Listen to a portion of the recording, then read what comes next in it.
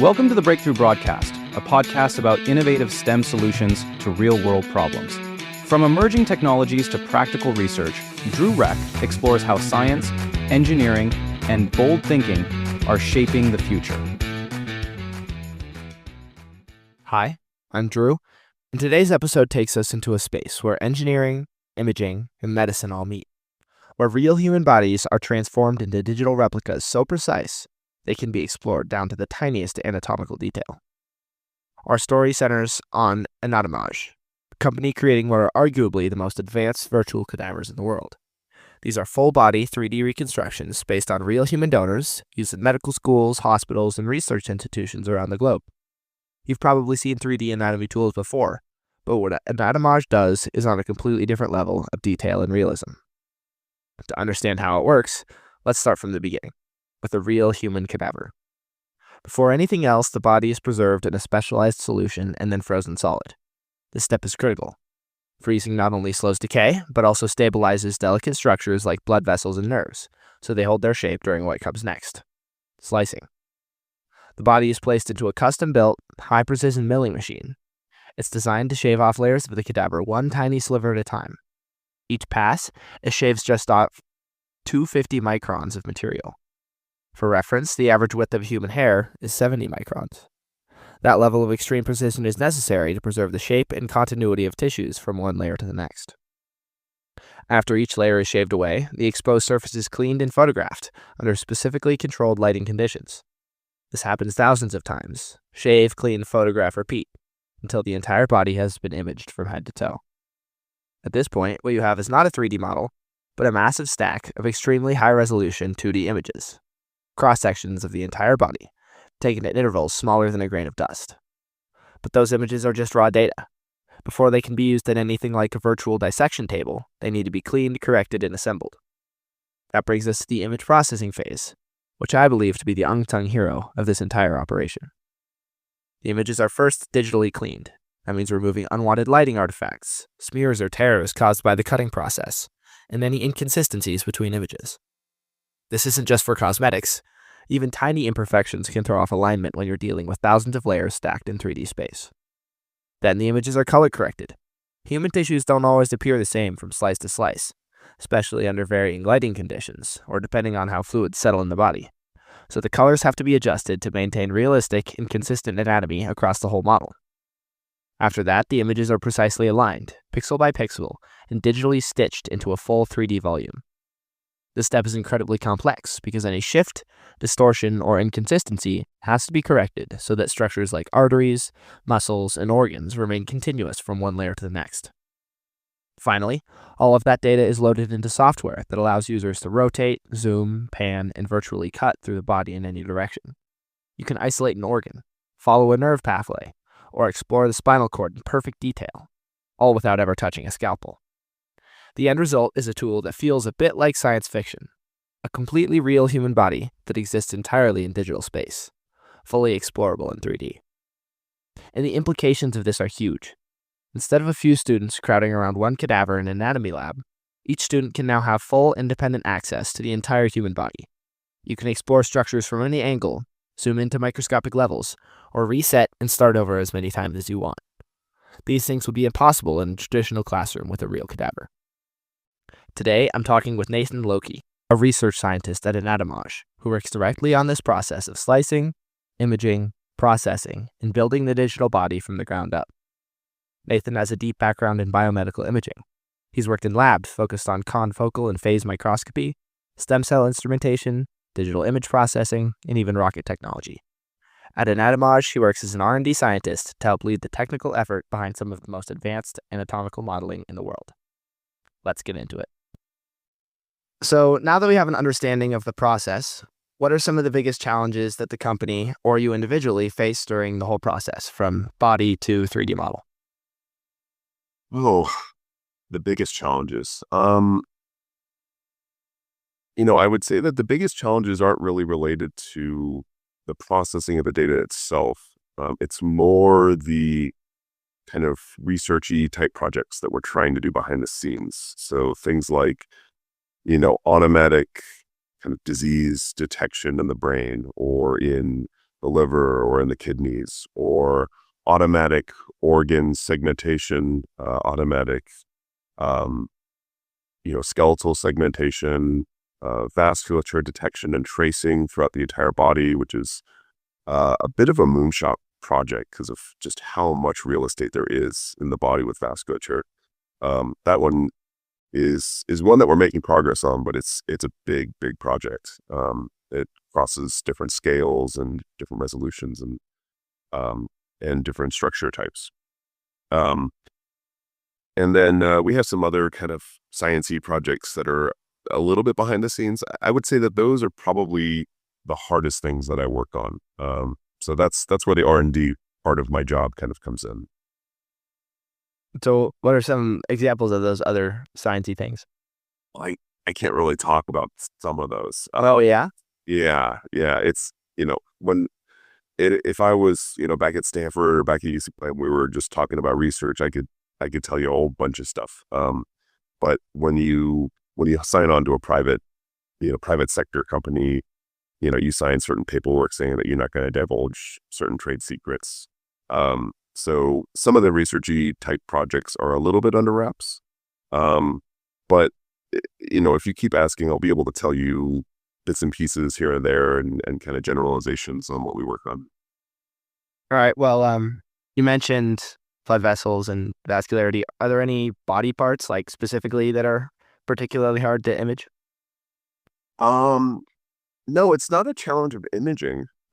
So, this whole imaging process that we have, I kind of call it destructive imaging, because you're kind of end milling and then taking a picture of the block, which is fundamentally a different process than what most of us are used to in pathology, where you use a microtome, you take a single slice, a physical section, as we call it, and then image that section after it's been fixed and stained. Here, there's no staining. There's no kind of inherent flexibility in the tissue because we're not dealing with really small cross sections or really small slices. So registration is a much simpler process in data like this, as opposed to pathology where you have to use deformable models and really constrain things so that it doesn't run wild. The imaging itself is, I think the biggest challenge is that nobody else is doing it. Our company is involved with a couple of different companies that do the imaging for us, that do the milling for us, and we've branched out into some animal imaging as well, so that we can branch out into the kind of vet market or vet pathology market. But the biggest challenges are just a ton of data, it's a ton of imaging, it's a ton of manual work to take a picture, mill a 250 micron kind of layer off, clean it really well, look out for debris. And then there's a lot of prep work too. There's making sure that your imaging is not getting kind of clouded up, that the lens isn't getting cloudy, that everything is working well in a cold environment. There's the fact that every time you take a slice, or I shouldn't call it a slice, but every time you're milling, you're creating a lot of friction. Well, you're doing friction on a frozen body. And so you might get, ice crystals forming on the surface, and that can cause like some aberrations. Sometimes we have to change the blades if we're doing, a pretty large specimen, like a whole human body. What ends up happening is the blade teeth, they get a little bit dull and a little bit misshapen as you progress and as you use them, just like in any other field, just like in woodworking or anything. But the problem is the human body has different densities and different softness and hardness to the tissues that are in it. And so some tissues, you won't notice a difference, but in other tissues, especially the softer tissues, like some fat or some connective tissue, especially intramuscular fat, that can get kind of dislodged or torn or smeared, depending on how fresh that blade is or how much the surface has kind of warmed up. There's a little bit of expansion and contraction just due to the thermal regulation of the fixed body. So there's all sorts of little things that we have to work through and deal with. And some of that is tackled in real time, just through prep work of the imaging itself, choosing a nice quality blade or making sure the room is a really controlled environment. making sure that our camera is, far enough away from the body, and then using some optical zoom to kind of ensure that we're filling our field of view. And then some of it is done in post, and that's where my work comes in. So obviously there's a lot of challenges, and you said you're really the only people who do this kind of thing. Other imaging technologies like CT scans and MRIs are much more used and much more researched. Yeah. How does this work differently and better than those kinds of things? Oh, well, yeah, that's a really good question. I mean, when I was working on my PhD, a big part of my focus was on in vivo imaging. So that's a term that's um, tackling kind of imaging in a living body without really disturbing any of the surrounding tissue. And the challenges there is that you can't really use dyes, or if you do, they have to be safe for the patient. You have to kind of leverage different modalities. Sometimes you're using fluorescence, sometimes you're using X-ray, sometimes you're using multiphoton, sometimes you're using phase or just simple reflectance. Then there's like in vitro imaging, and then there's imaging in a dish. This is totally different, right? This is like, we don't have to preserve the body in any way. We can be as destructive as we want to be. We don't have to use dyes. We can use a regular off-the-shelf camera. And those are all, and the structure of the tissue itself is preserved. And so those are all huge advantages over modalities like X-ray or what we call kind of diagnostic imaging techniques, imaging techniques that are used in hospital in order to treat a patient. This isn't that. This is gathering data at, a level of resolution and a data throughput that we've never really seen before, and being able to reconstruct a whole human body at a pretty fine resolution. That in itself is novel. And then the things that we're doing within post and the way that we can kind of let our users learn from that data and interact with it, that's all novel too. But it's really two ends of this really big spectrum. We're on the education side of things, whereas X-ray and the other modalities that you talked about, they're really on the diagnostic and sometimes therapeutic side. And do you think there are any limitations where these X-rays and stuff, they still have the edge, they still have an advantage? Oh, sure. I mean, again, they're used in different ways. We have the advantage in that, we have full color. We have really great resolution. We can take pictures relatively fast for how much data we're collecting at a time. But X-ray and CT and MRI, I mean, those are all done on living patients. That's not something that we can even approach with this technology. I think the next kind of realm for this technology would be pathology, honestly, which again it is diagnostic, but it's not in vivo. And I guess at best it'd be in vitro because you're preserving some of the surrounding tissue and you'd be imaging a whole volume at a time. But there are other challenges associated that need to be solved. So zooming back out, how are these models being used in the real world, and do you see any benefits over traditional cadaver labs other than reusability and that kind of thing? Yeah. So usually the way that this data gets used is, like we said earlier, like the education market. So one of the things we're trying to do is just really kind of fundamentally change how pathologists who are studying in school, or surgeons who are studying kind of anatomy and pathology, changing the way that they study this type of stuff. Typically, they have these big giant anatomy books, and you'd be surprised at how idealized and kind of caricaturized the data is, right? I mean, a lot of the material that they're studying from is, hand-drawn stuff. It's representations of real data rather than actual real data.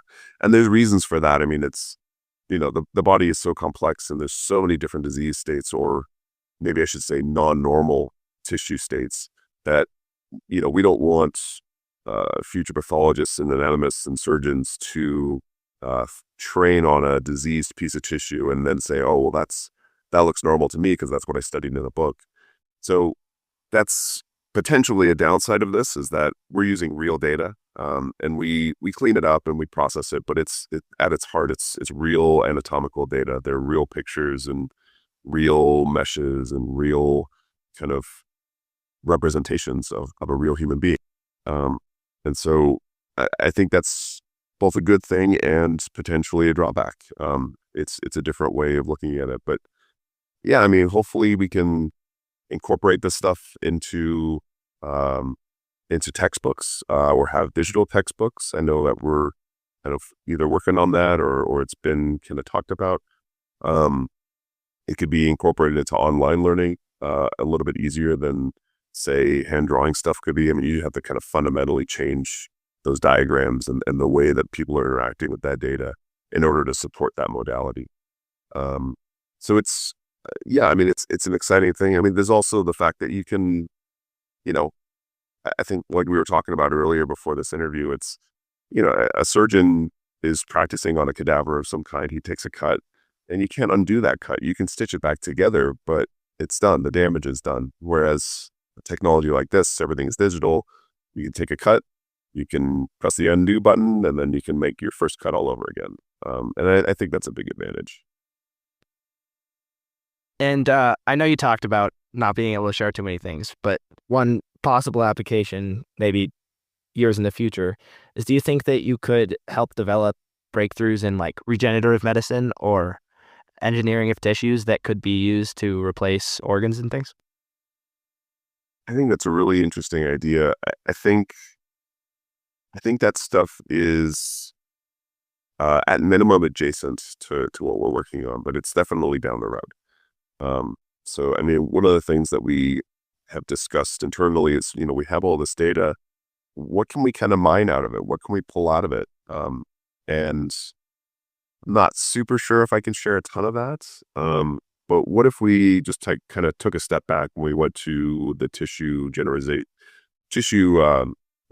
that you're kind of proposing, right? So say you're in a stem cell lab or in a lab that's generating an organ for the first time, and you really want to see throughout the entire organ without taking a small snapshot, without taking a macro view and sacrificing a ton of resolution. Say you wanted to image that whole organ, and really do a deep dive into its structure and how it looks and how everything is oriented, and then compare that directly to a normal organ. Well, you would take the natural organ and the generated organ, you would fix it and freeze it, and then you could even fix it into the same block and image them at the same time. We've done that with some of our smaller specimens. And then you image it at the exact same resolution at the exact same time, and you'll get a direct apples to apples comparison in 3D of what the two data sets look like. And then you can take different cross-sectional views from it and really interrogate it however you want. Whereas if you were to just slice the thing open and take a look at it, well, that damage is done, right? It's permanent, and you can only really do that once. So you have to be very strategic about how you're interrogating that data and how you're destroying your sample. With this, you could just image the whole thing, and then the damage is done, and the damage is complete, right? It's a completely destructive process, but you have this full 3D representation of the data. So in theory, nothing is really lost. Thanks so much for your time. Is there anything else you want to share?